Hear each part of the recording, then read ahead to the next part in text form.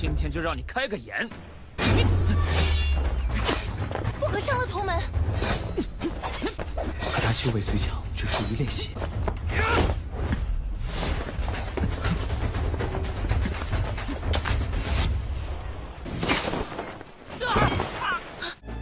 Halo guys, bagaimana kabar kalian hari ini? Semoga masih tetap semangat dan selalu ceria ya. Di video kali ini, Mimin akan lanjut membahas Donghua dengan judul Transcending the Nine Heavens episode ketiga.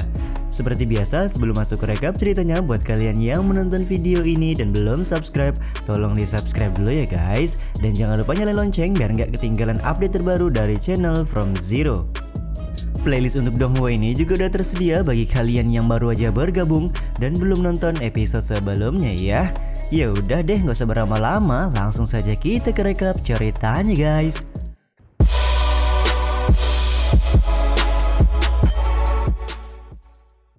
Scene awal dimulai dari Chuyang yang sedang pulang menuju Taman Bambu Ungu setelah dia mendapatkan tumbuhan gingseng darah emas di sebuah tebing. Sampai di depan gerbang, ternyata ada beberapa orang yang sedang mendatangi Taman Bambu Ungu untuk sebuah alasan. Mereka adalah anak ketua dari puncak Soyan bernama Li Jianyin dan juga anak dari ketua Menara Tianwei yaitu Wu Qianqin. Wu Qianqin berpesan kepada Li Jianyin untuk lebih sopan mengetuk gerbang Taman Bambu Ungu karena Master sudah berpesan jangan melakukan hal yang ceroboh, di mana Taman Bambu Ungu juga masih satu sekte dengan puncak yang dipimpin oleh ayah mereka berdua. Di satu sisi, Chuyang merasa pantas saja Li Jianyin bersikap songong seperti itu dikarenakan dia adalah putra dari ketua puncak Soyun yang bernama Li Jinsong. Diketahui Li Jinsong sendiri adalah salah satu seorang tetua yang mempunyai jabatan di Menara Tianwei.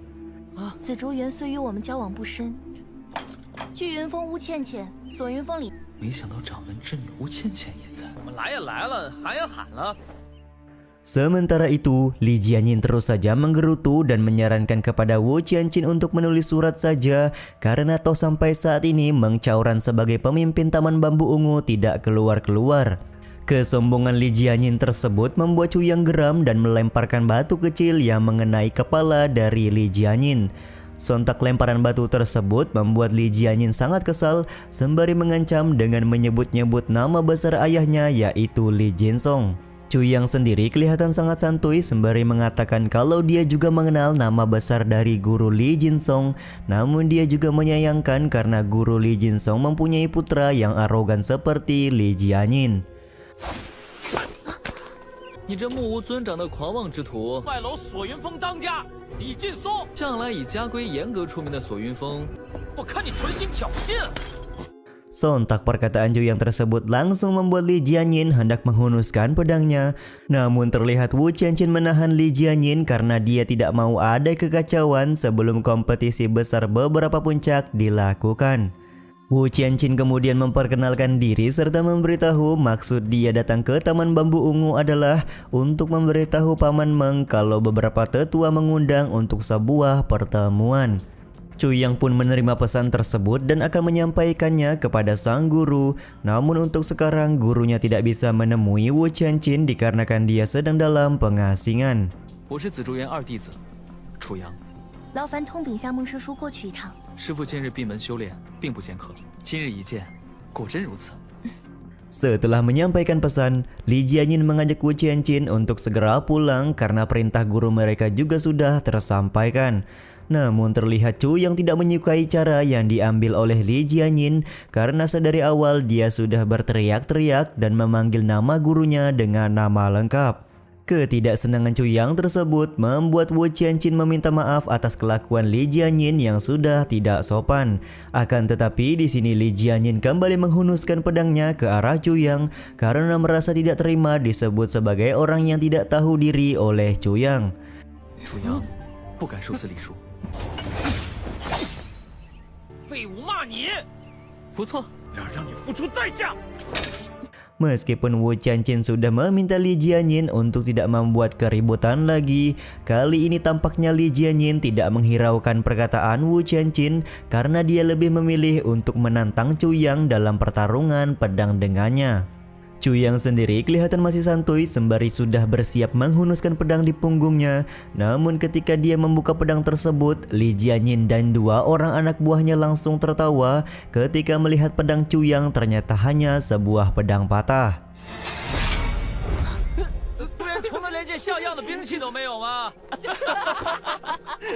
Yap, kita tahu ya kalau pedang Cu Yang patah ketika melawan ular raksasa saat hendak mengambil gingseng darah emas. Tiba-tiba saja keluar Tantan dari pondok bambu dan berkata kepada Cu Yang bahwa dia sudah selesai memasak untuk makan siang mereka semua. Tantan juga berencana memberikan makanan yang dibuat kepada semua orang di sini. Namun Li Jianyin dengan tanpa alasan malah langsung mendorong Tantan hingga dia terjatuh. 确实也可以打包带走。没你事儿，远点。不吃算了，你这么凶干嘛？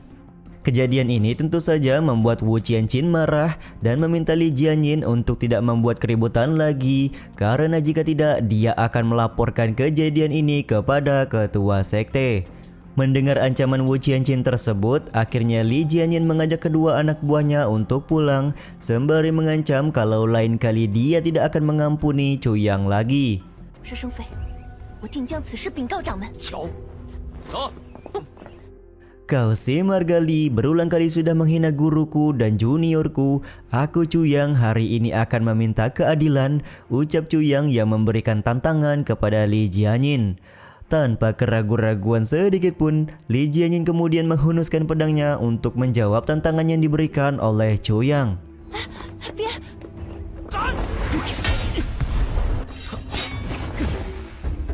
今天就让你开个眼。 不可伤了同门。 Beberapa saat setelah berbaku hantaman dimulai, Wu Qianqin tidak menyangka bahwa Cu Yang berada di ranah lebih rendah berhasil mengimbangi pertarungan dengan Li Jianyin yang notabene berada di ranah lebih tinggi. Sementara itu, Cu Yang menyadari kalau kultivasinya saat ini masih rendah dan jika terus melawan Li Jianyin dengan cara kekerasan lama-kelamaan dirinya juga akan kalah. Dia pun kemudian berpikir akan memanfaatkan kelengahan-kelengahan yang dibuat oleh Li Jianyin dalam setiap serangan. 可他修为虽强，只属于练习。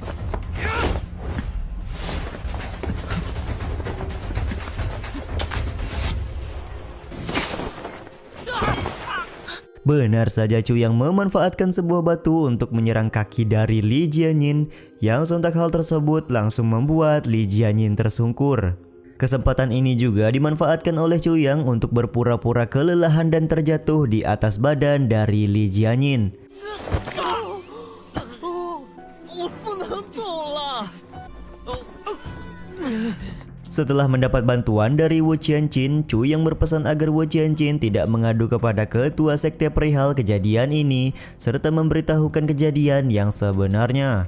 Sementara itu, Li Jianyin yang berhasil terbangun dengan dibantu oleh dua orang anak buahnya masih tidak terima dengan kekalahan ini dan meminta Cu Yang untuk kembali bertarung dengannya.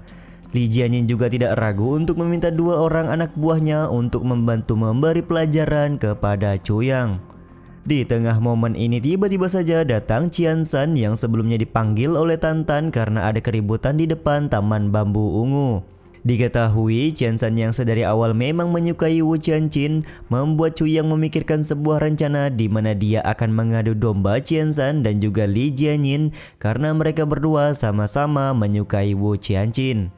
Dan rencana tersebut sukses dilakukan oleh Cu Yang di mana Li Jianyin kelihatan sangat emosi dengan kedatangan Qiansan. Begitu pula sebaliknya Qiansan langsung melakukan tendangan ke arah kaki dari Li Jianyin.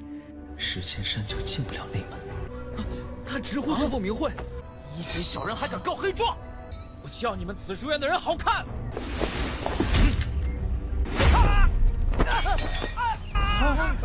我的腿！ Sontak hal ini pun membuat Li Jianyin merasa sangat kesakitan dan meminta Wu Qianqin untuk membelanya karena sudah diperlakukan seperti ini oleh murid Taman Bambu Ungu. Namun ya Wu Qianqin terlihat malah meminta maaf kepada Qiansan karena Li Jianyin sudah bersikap kasar dan arogan jadi menyebabkan kekacauan seperti sekarang. Momen ini pun kembali dimanfaatkan oleh Cu Yang untuk ngomporin Qiansan di mana dia berkata Li Jianyin harus meminta maaf sendiri akibat perbuatannya hari ini. Begitu pula dengan Tantan yang kelihatan mendukung semua yang dilakukan oleh sahabatnya Chuyang. Mendapati bahwa dirinya diminta untuk meminta maaf, Li Jianyin tentu saja menolak hal tersebut dan merasa dendam kepada murid Taman Bambu Ungu, terutama kepada Qiansan. Dia berkata bahwa lain kali Qiansan akan menyesal karena sudah memperlakukannya seperti sekarang. 乖乖道歉就饶了你，道歉的话没你好果子吃。我石千山被何时等你，以后可别后悔。 Setelah Li Jianyin pergi, Wu Qianqin juga berpamitan kepada murid-murid Taman Bambu Ungu sembari mengingatkan bahwa jangan lupa untuk menyampaikan pesan kepada Paman Meng kalau dia diundang dalam pertemuan yang cukup penting oleh ketua sekte. Setelah kepergian Wu Qianqin, Chuyang memberitahu kalau murid arogan yang diserang oleh Qiansan barusan adalah murid bernama Li Jianyin dari Puncak Soyan. Sontak hal ini membuat Qiansan sangat kaget karena dia juga tahu kalau seseorang bernama Li Jianyin adalah anak dari ketua Puncak Soyan yang juga ketua penyelenggara kompetisi besar. Kejadian ini membuat Qiansan kecewa karena kesempatan untuk menjadi murid dalam semakin menipis karena dia menghajar anak dari tetua Puncak Soyan. 剑银，李剑银。对，就是他。你怎么不早说啊？ Dia pun kemudian menyalahkan Chuyang yang sedari awal tidak memberitahukan identitas dari Li Jianyin ketika bersikap arogan sebelumnya. 你刚才还口口声声说没有，大力出奇迹呢。我熊大这家伙。 Sementara itu, berpindah ke Puncak Juyun yang menjadi puncak utama dari Taman 9 Puncak. Ketua Sekte Menara Tianwei bernama Wu Yunliang yang juga ayah dari Wu Qianqin menjelaskan kalau sekte selama 3 generasi terus mengalami penurunan. Jika situasi ini terus dibiarkan, maka kedepannya akan semakin buruk bagi kelangsungan Menara Tianwei. Wu Yunliang juga mulai berpikir untuk mencari dukungan kepada sekte lain guna berkoalisi agar terhindar dari bahaya sekte-sekte yang ingin memperluas wilayah. Saat mereka bertiga sedang serius dalam pembahasan, tiba-tiba saja datang Li Jianyin ke dalam ruangan sembari merengek kepada ayahnya bahwa dia sudah dihajar oleh murid Puncak Bambu Ungu. Mendapati putranya terluka sontak membuat Li Jingsong langsung marah, namun ketua sekte meminta Li Jingsong untuk tenang sembari menyuruhnya untuk mengobati luka yang diderita oleh Li Jianyin terlebih dahulu. 治伤要紧。说吧，怎么回事？ Ketua sekte pun pada akhirnya meminta penjelasan dari Wu Qianqin mengenai apa yang sudah terjadi di Taman Bambu Ungu dan kenapa Li Jianyin bisa sampai seperti itu. Wu Qianqin kemudian menjelaskan kepada ayahnya kalau mulut Li Jianyin tidak bisa dijaga dan selalu saja menghina Taman Bambu Ungu. Akhirnya dia mendapatkan karma karena murid bernama Qiansan memberi pelajaran kepadanya. Begitu pula dengan Liang Feng yang meyakinkan ketua sekte kalau Li Jianyin memanglah anak yang suka membuat onar dengan mengandalkan nama besar dari Li Jinsong saja. 确实辱骂了紫竹园，才被石千山打伤。这李建银平时就仗着他爹，这下终于能消停些日子。 Di saat itu pula, ketua sekte kembali bertanya pendapat dari Wu Qianqin tentang murid-murid yang ada di Taman Bambu Ungu. Wu Qianqin menjelaskan kalau ada 3 murid Puncak Bambu Ungu yaitu Qiansan, Tantan, dan juga Chuyang. Perihal Qiansan, Wu Qianqin berkata bahwa Qiansan seperti memiliki keinginan tersembunyi, sementara Tantan masih polos dan kelihatan belum dewasa. Sementara untuk Chuyang, dia cukup penasaran dengan bocah ini karena meskipun kultivasinya sangat rendah, namun mampu bertarung seimbang dengan Li Jianyin. 并不像传闻中那么孤僻木讷，却能与李建银比试时打得有来有回，一直在隐藏自己的实力。 Wu Qianqin juga curiga selama ini Chuyang sudah menyembunyikan kekuatan bela dirinya di hadapan orang lain. Semua penjelasan Wu Qianqin tersebut membuat ketua sekte mencoret nama beberapa murid serta menulis nama Chuyang di dalam daftar murid yang baru. Diketahui kalau Chuyang pada awalnya belum terdaftar di dalam 700 peringkat murid sekte. 楚阳实力排名700开外。 Episode ketiga ini pun ditutup dengan ketua sekte yang memberikan sebuah misi khusus kepada Wu Qianqin. 得有件重要的任务，打算交给你。残奇迹，嘿，我有点想念一个人。想念是什么感觉啊？我只有尽快提升实力，更进一步。 Sampai di sini dulu video kali ini. Mohon maaf jika masih banyak kekurangan dan kesalahan dalam penyampaian kata-kata ya. Terima kasih buat kalian yang udah nonton dan jangan lupa subscribe serta nyalain loncengnya ya guys. Mimin selaku penulis narasi, tukang voice over dan tukang edit video pamit undur diri. Salam hangat, see you in the next video.